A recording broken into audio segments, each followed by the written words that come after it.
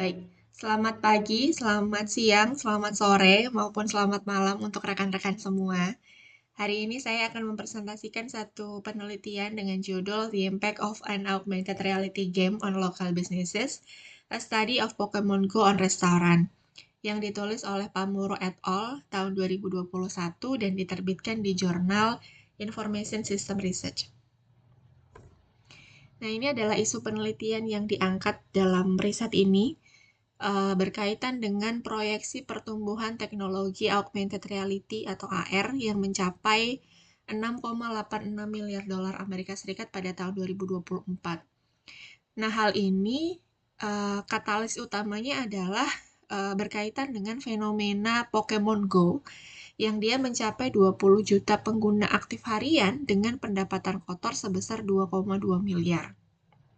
Nah, peneliti kemudian menemukan ada missing link ekonomi di sini. Kenapa?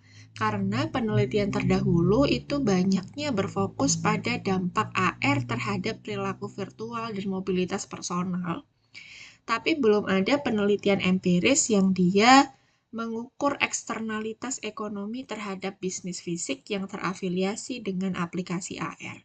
Atau dengan kata lain, belum ada penelitian yang kemudian menguji dampak dari pertumbuhan teknologi augmented reality ini terhadap ekonomi bisnis di dunia fisik nyata. Nah, itu yang kemudian ingin diteliti oleh penelitian ini. Nah, ternyata perusahaan besar seperti Starbucks dan McDonald's itu membayar kemitraan eksklusif untuk penempatan artefak virtual di toko mereka. Jadi, Pokemon Go ini dia nanti akan menempatkan beberapa artefak virtual di beberapa lokasi. Artefak virtualnya itu namanya ada Pokestop dan Gyms. Nah, um, Nah, ini di sini Starbucks dan McDonald itu dia ternyata membayar kemitraan tersebut. Nah, pertanyaannya adalah apakah kemudian bisnis-bisnis yang sifatnya independen, yang sifatnya lokal atau kita sebut UMKM gitu ya, itu juga bisa mendapatkan manfaat ekonomi yang sama dengan Starbucks dan McDonald yang secara tidak langsung wilayah toko mereka itu masuk dalam jangkauan AR gitu. Nah, itu yang menjadi pertanyaan penelitian. Maka riset ini secara khusus dia ingin menguji mengenai bagaimana eksternalitas dari dunia virtual atau augmented reality itu berdampak pada kinerja bisnis di dunia nyata. Jadi ini adalah tujuan penelitiannya, ada 3. Yang pertama adalah menganalisis implikasi ekonomi secara empiris bagi restoran yang berdekatan dengan artefak virtual Pokemon Go, baik Pokestops atau Gym. Kemudian yang kedua adalah memahami bagaimana insentif augmented reality itu mempengaruhi tingkat keterlibatan dan persepsi konsumen.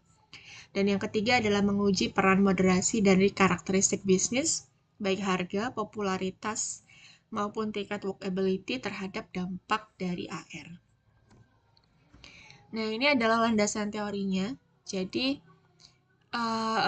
nanti pengguna itu kan dia bermain Pokemon Go di area restoran karena ada artefak virtual di sana gitu kan. Nah, sesuai dengan users and gratification model, games itu menciptakan rasa senang. Jadi, orang-orang itu ketika bermain Pokemon Go dia merasa senang, kemudian mendapatkan pengalaman estetis dan juga ada utilitas emosional. Nah, melalui indirect reciprocity theory, konsumen atau pengguna Pokemon Go ini secara tidak sadar memproyeksikan utilitas positif dari game tersebut kepada restoran fisik yang mereka kunjungi.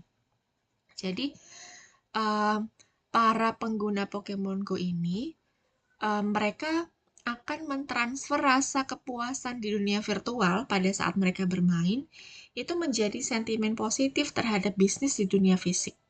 Gitu. Atau di tempat-tempat mereka berkunjung pada saat itu, di restoran atau di pedagang kaki lima gitu ya misalnya. Nah, ini adalah penelitian terdahulu yang sudah pernah dilakukan. Jadi yang pertama dia fokus pada platform dan mobilitas pengguna, itu pernah dilakukan oleh Cho et al. 2011, kemudian Fried 2013. Di sini AR itu ternyata mengubah pola pergerakan spasial dan interaksi sosial pengguna. Kemudian riset berikutnya berfokus pada dampak kesehatan, itu dilakukan oleh Howie et al. 2016 dan Althoff et al. 2016. Mereka menemukan bahwa terdapat peningkatan aktivitas fisik dan langkah harian pemain secara signifikan. Nah, riset ini dia berfokus pada dampak bisnis dan ekonomi. Kenapa? Karena memang belum ada bukti empiris mengenai dampak augmented reality terintegrasi lokasi terhadap indikator performa ekonomi bisnis lokal. Nah, ini adalah hipotesis yang ingin diuji dalam penelitian ini. Yang pertama kaitannya dengan engagement. Jadi bahwa bisnis yang terasosiasi dengan Pokemon Go itu mencapai tingkat keterlibatan konsumen yang lebih tinggi, diukur dari volume ulasan. Kemudian hipotesis 2-nya berkaitan dengan perception, bahwa bisnis yang terasosiasi dengan Pokemon Go itu mencapai tingkat persepsi konsumen yang lebih positif. Nah, di sini diukur dari rata-rata rating bintang. Kemudian H3-nya kaitannya dengan karakteristik bisnis, jadi bahwa karakteristik bisnis memoderasi dampak Pokemon Go terhadap keterlibatan dan persepsi konsumen. Nah, ini metodologinya. Jadi, Pokemon Go itu dirilisnya pada Juli 2016. Nah, pada awalnya artefak virtual dari Pokemon Go, baik Pokestops maupun gyms, itu hanya ditempatkan di lokasi non-komersial seperti monumen, kemudian taman gitu ya. Nah, secara kebetulan beberapa restoran itu berada dalam radius 40 meter dari artefak itu. Sedangkan yang lainnya di luar itu. Nah, hal ini kemudian menciptakan ada kondisi eksperimen buta atau blind eksperimen yang cukup sempurna karena memang itu kan sesuatu yang tidak disengaja ya, tidak disengaja oleh restorannya. Saya membangun restoran di dekatnya artefak, kan nggak gitu. Jadi ini adalah satu blind eksperimen, natural eksperimen. Jadi dia alami begitu. Nah, oleh peneliti kemudian restoran-restoran ini dibagi menjadi dua, yaitu restoran-restoran yang berada di dalam radius 40 meter dan restoran-restoran yang di luar radius 40 meter.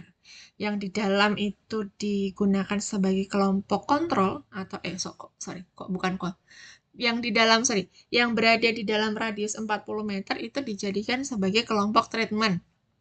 Nah, yang di luar radius 40 meter itu dijadikan sebagai kelompok kontrol. Gitu. Nah, ini adalah langkah-langkah yang dilakukan. Jadi yang pertama, dia melakukan pengumpulan data panel.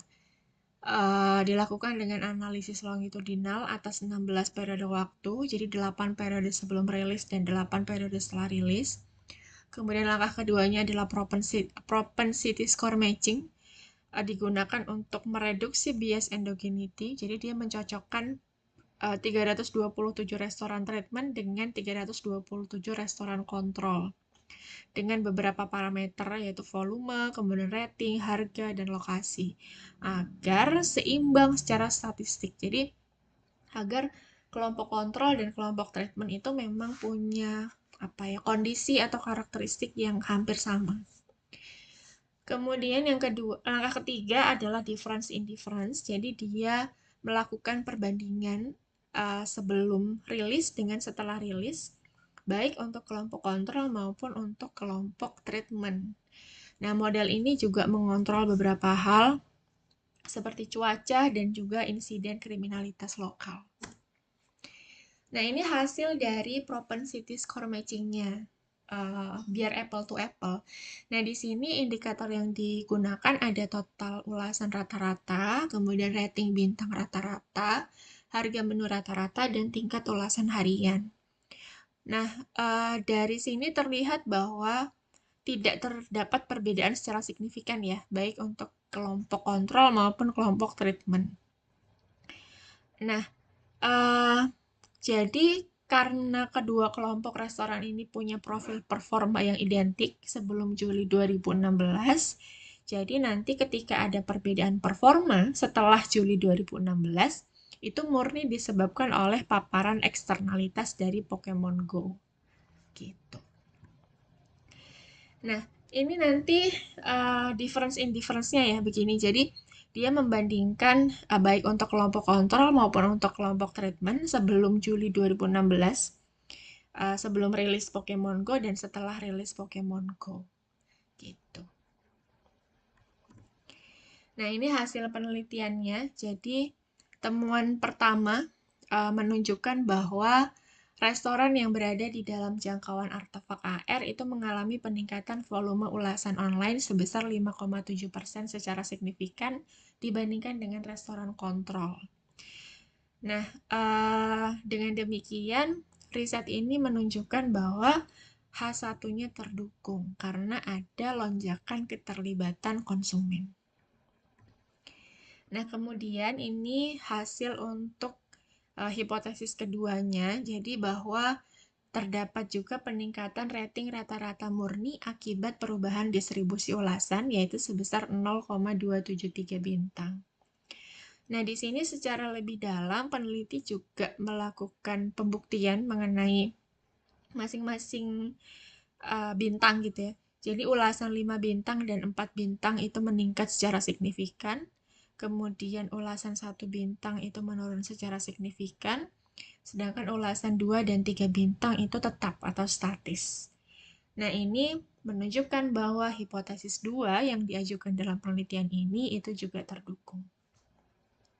Dan kesimpulannya bahwa utilitas hedonis dari bermain game membuat konsumen lebih pemaaf terhadap kekurangan layanan kecil secara artifisial mengangkat persepsi kualitas dari restoran.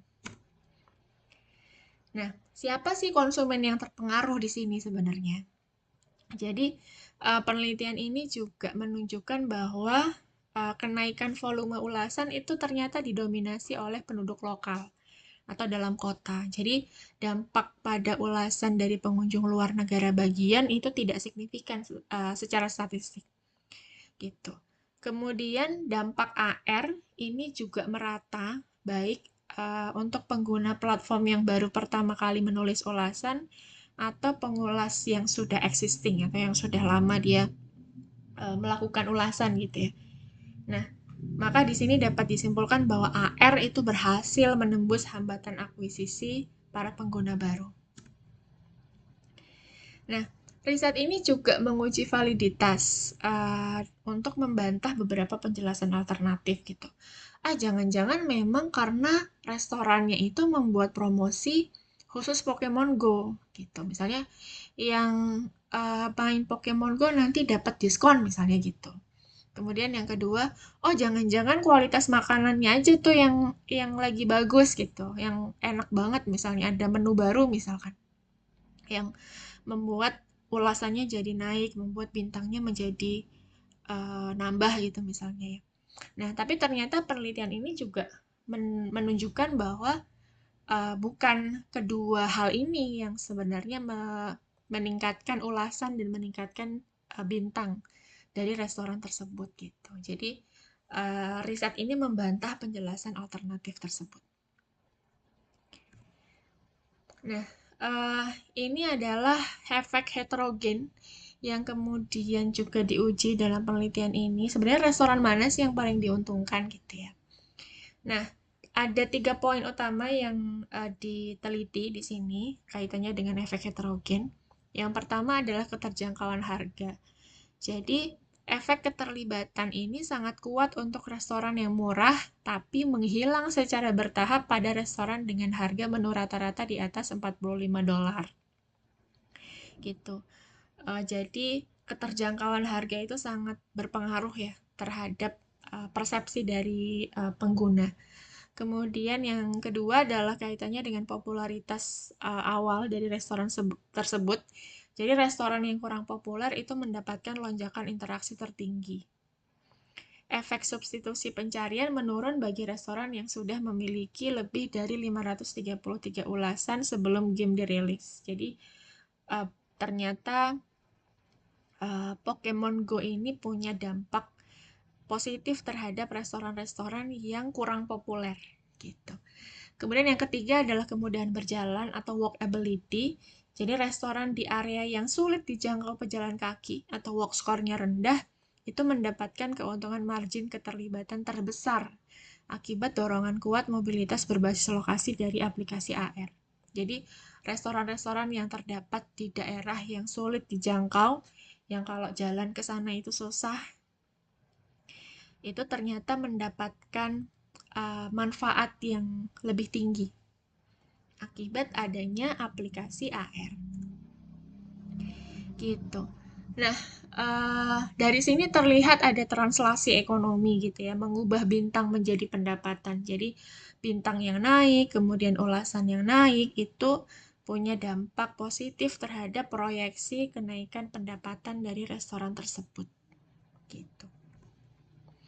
Nah, ini kesimpulannya untuk riset ini. Jadi bahwa Pokemon Go itu sukses menerjemahkan gamifikasi virtual ke dalam keuntungan ekonomi dunia fisik. Teknologi AR tidak sekedar mendatangkan foot traffic, tetapi secara aktif memperbaiki persepsi psikologis konsumen dengan ekosistem mixed reality. Atau artinya, Pokemon Go itu punya dampak ekonomi secara nyata bagi bisnis yang ada di dunia nyata gitu. Nah, ini kontribusi penelitiannya. Yang pertama, kaitannya dengan terobosan empiris, karena ini merupakan studi pertama yang secara empiris mengukur dan membuktikan eksistensi eksternalitas ekonomi dari teknologi AR terhadap entitas bisnis lokal dengan menggunakan data observasional skala kota. Dan kemudian yang kedua juga memberikan validasi teori di lingkungan nyata, begitu ya, karena dia berhasil memvalidasi mekanisme uses and gratification model serta indirect reciprocity theory di luar pengaturan laboratorium, karena penelitian ini kan menggunakan natural experiment, blind experiment bahkan, jadi tidak ada pengaturan laboratorium di sana, yang kemudian membuktikan proyeksi emosi positif ke lokasi fisik secara kausal. Nah, ini implikasi manajerial dan kebijakan. Yang pertama soal investasi kemitraan digital ke fisik. Jadi bahwa restoran independen dan UMKM yang punya anggaran pemasarannya terbatas, itu mungkin sebaiknya ya, itu bisa secara agresif melobi lokasi artefak virtual, karena ternyata berdampak secara ekonomi gitu, berdampak positif secara ekonomi ke bisnis mereka. Kemudian yang kedua adalah optimalisasi operasional dasar. Jadi manajer di sini bisa memfokuskan sumber daya itu pada efisiensi dasar. Misalnya turnover meja misalnya. Karena utilitas AR itu ternyata punya efek halo yang membuat konsumen memaafkan beberapa kesalahan kecil. Jadi mungkin manajer restoran, manajer toko itu bisa berfokus pada hal-hal yang sifatnya dasar, operasional dasar. Kemudian yang ketiga adalah pertimbangan perencanaan kota. Jadi bagi pembuat kebijakan, mungkin penempatan artefak AR itu bisa digunakan sebagai instrumen tata kota untuk merevitalisasi area dengan tingkat walkability rendah dan mendistribusikan lalu lintas ekonomi. Gitu. Nah, ini terakhir adalah keterbatasan dan rekomendasi. Sebagai keterbatasan eksklusif pada satu lanskap geografis dan demografis. Jadi riset ini kan hanya dilakukan di Houston gitu ya. Kemudian periode observasinya juga jangka pendek, hanya 4 bulan pasca rilis awal. Dan kemudian riset ini juga menganggap semua jenis artefak, baik chimps atau Pokestops, itu punya daya tarik yang homogen. Nah, sebagai rekomendasi, yang pertama dilakukan analisis longitudinal jangka panjang begitu untuk menguji ketahanan efek psikologis dari AR. Kemudian yang kedua dengan pengujian kuantitatif dengan menggunakan data revenue restoran aktual secara langsung. Jadi bukan proksi ulasan, karena di riset ini kan menggunakan proksi ulasan dan bintang. Nah, mungkin bisa dilakukan dengan menggunakan revenue restoran gitu ya. Kemudian yang ketiga adalah eksplorasi efektivitas program kemitraan sponsorship berbayar versus dengan kemunculan artefak organik. Jadi, efektif nggak sih sebenarnya kemitraan berbayar itu dibandingkan dengan kemunculan dari artefak organik, which mean gratis gitu. Baik, sekian presentasi dari saya. Terima kasih, selamat pagi, selamat siang, selamat sore, dan selamat malam semuanya. Terima kasih.